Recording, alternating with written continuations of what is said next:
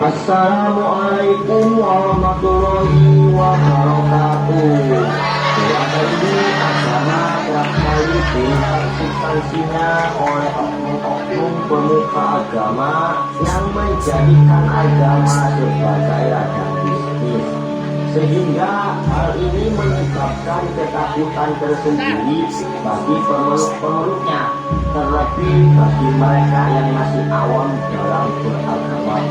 Begitupun juga hal ini terjadi di desa Sikotna yang berada di tengah-tengah planet Mars. Bagaimana kelanjutan ceritanya? Kita saksikan bersama-sama di TKP.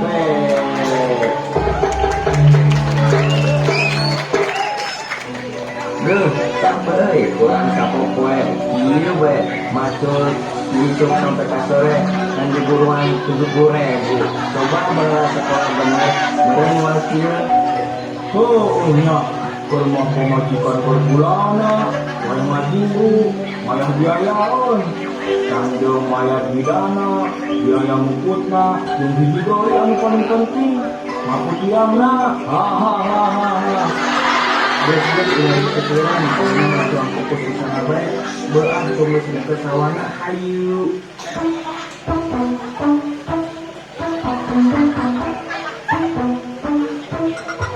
Kemudian di tengah-tengah mereka bekerja, sang juragan pemilik sawah pun datang dan memanggil mereka untuk mengambil upah sebagaimana biasanya. Mang, ayo, wayang gajian. Bulan, sudah. Punten mang, kan aina wayang gajian. Punten sakedik awal susugana we biasa dan manfaat dan maslahat kanggo akang sareng keluarga. Ya, ieu kanggo ulin. Turunkan, Ya, kanggo ujang. turunkan. Ya, anu ieu kanggo karma. Hatur nuhun Don. Tak berapa lama dari kejadian itu, tiba-tiba ajudan bidan datang memanggil Karman, memberitahu bahwa istrinya sedang kesusahan melahirkan.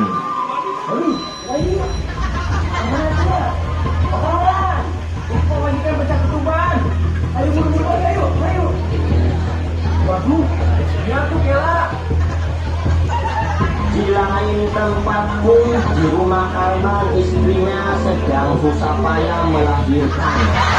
Kalau bidan mengajukan,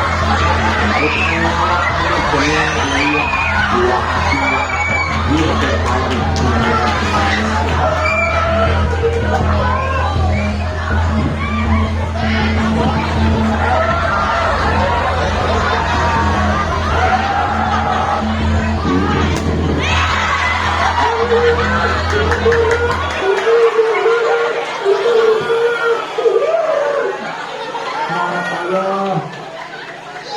Alhamdulillah, pokoknya ayah rek ngayakeun syukuran. Setelah itu Pak Karman pun memanggil Pak Lurah untuk mengundang Pak Kiai Jayadi dan santrinya guna memimpin acara tasyakuran atas kelahiran putranya yang bernama Sepon.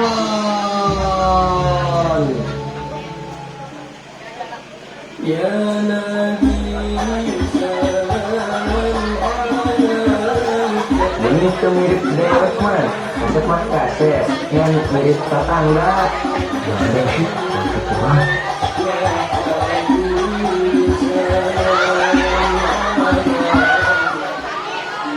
acara pun berjalan dengan lancar dan hikmat.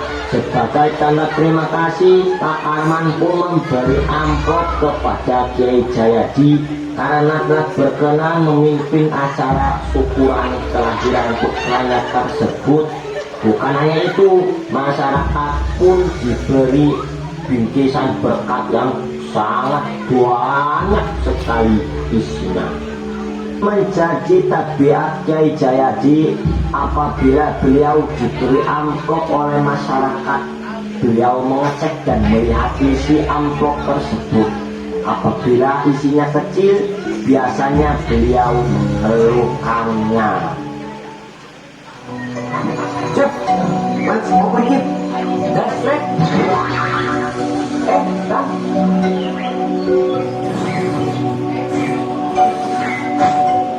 Tahu, Cep, si Karman. Balik istiling merah bulu teh. Kan cepet, berbucap-bucap kalian. Kebetot kan? Dari mana? Mak iya. Baik itu, Cep. Kurang apa mah? Sakit mah kurang. Asia. Lalu santri Kiai Jayadi pun mengembalikan amplop tersebut kepada Pak Arman karena Kang Jayadi menilai bahwa amplop tersebut isinya kecil. Namun yang disayangkannya, santri Kang Jayadi tersebut memberikan amplop ke Pak Arman di tengah-tengah keramaian. Hal inilah yang membuat Pak Arman merasa tersinggung dan merasa dilecehkan. Mang pun tenang, saus akang teh muruna kurang. Anjir si Jayadi, ngawurang aja. Motor yang iya. Yang kontrol berapa kaliman? Begitu aja bisa. Karena kejadian itu, Arman pun merasa kesal dan menyimpan dendam kepada Kang Jayadi. Akibatnya Arman tak mau mengikuti acara keagamaan yang ada Kang Jayadi di situ. Inilah yang menyebabkan substansi agama menjadi rusak karena oknum-oknumnya. Setelah beberapa bulan, Desa Sikoclak pun didatangi mahasiswa dari kampus ternama di planet Mars untuk melakukan KKN di sana. Salah satu tugas penting dari mereka yaitu membasmi TBC, tahayul, bid'ah, dan khurafat. Wah, desa apa nih? Bagus banget. Foto-foto dulu ah. Ya udah, nanti aja fotonya. Langsung aja kirim ke lurah yuk. Biasa. Setelah itu mereka pun mendatangi Pak Lurah untuk meminta izin sekaligus menanyakan di manakah sebaiknya mereka menetap sementara waktu di desa tersebut. Akhirnya mereka pun mendatangi Pak Lurah dan Pak Lurah pun memberitahu di mana mereka seharusnya menetap sementara. Assalamualaikum Pak. Waalaikumsalam. Maaf nih sebelumnya, kami mahasiswa mau KKN di sini, boleh nggak? Oh iya, mangga. Kira-kira untuk tempat nginepnya di mana ya? Di sini aja minatnya mah. Untuk kamarnya bisa di belakang. Soalnya kalau di sini ke masjid deket tuh, tinggal lurus aja. Oh iya Pak, makasih. Ya sama-sama. Setelah mendapatkan arahan dari Pak Lurah, akhirnya pun mereka langsung berkemas dan membereskan barang-barang. Setelah mereka membereskan barang-barang, pada sore harinya mereka pun langsung melakukan kegiatan bakti sosial. Sekaligus mereka mengundang masyarakat untuk menghadiri kajian pada malam hari di masjid desa tersebut. Pak, sini Pak. Ini Pak, ada sedikit. Oh, ngatur nuhun ah. Pak, jangan lupa nanti malam hadir ya, ada pengajian. Siap. Pada malam harinya pun mereka membuat kajian keagamaan dengan mengundang masyarakat yang begitu banyak. Namun disayangkan isi pengajian mereka justru malah membid'ahkan, mengkafirkan, dan menganggap syirik kebiasaan adat istiadat yang telah menjalar di masyarakat seperti syukuran, mukutan, tahlilan, dan lain sebagainya mereka menganggap itu semua sebagai kebid'ahan dan sebagai sebuah kesesatan yang pantas untuk dibalas dengan neraka. Assalamualaikum warahmatullahi wabarakatuh. Waalaikumsalam warahmatullahi wabarakatuh. Hadirin rahimakumullah, kullu bid'atin dalalah wa kullu dalalah finnar. Setiap bid'ah itu sesat dan setiap sesat itu akan dimasukkan neraka. Contohnya seperti tahlil, dulu, nanti itu semua akan masuk neraka. Wassalamualaikum warahmatullahi wabarakatuh.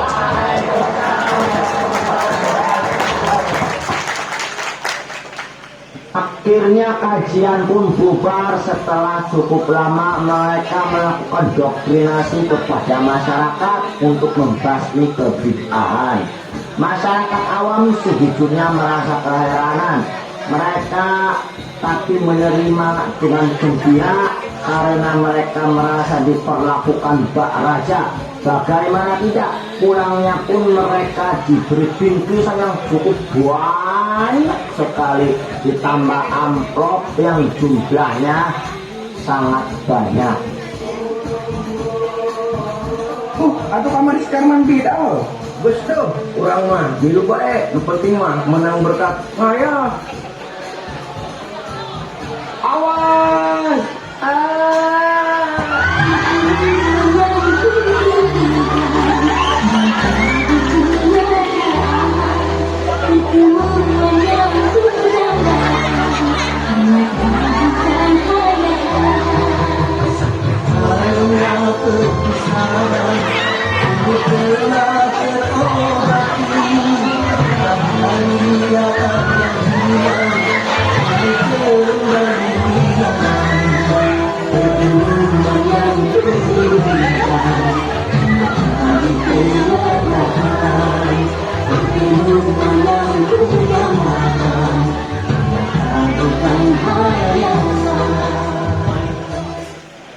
Setelah beberapa bulan masyarakat terdoktrin oleh ajaran mahasiswa yang membid'ahkan adat istiadat, akhirnya efek tersebut pun dirasakan juga oleh Kang Jayadi selaku tokoh yang disepuhkan di desa Sikosrak tersebut.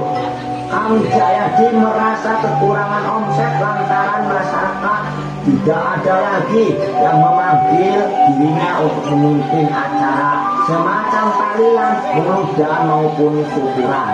Akhirnya Kang Jayadi pun mengeluh akan hal tersebut. Dia berhadi yang mencet anak. Cek, dipikir-pikir, si gata ada ini orang akang. Ayo nama penghasilan kimu kitu teh, buki turun gini. Kang, ngomong gara-gara KKN. Waduh, ayo kurang beres ya mah. Mohon mantan. Kang Jayadi pun langsung bergegas marah menghampiri para mahasiswa. Mana nih? Datang-datang jauh haru. Cek saat tahlilan teh bid'ah. Ayat di zaman Rasulullah deh. Benar tak cek? Bener Kang. Tuh, nanya onin, beri lagi sosokan diberinya pukul teh.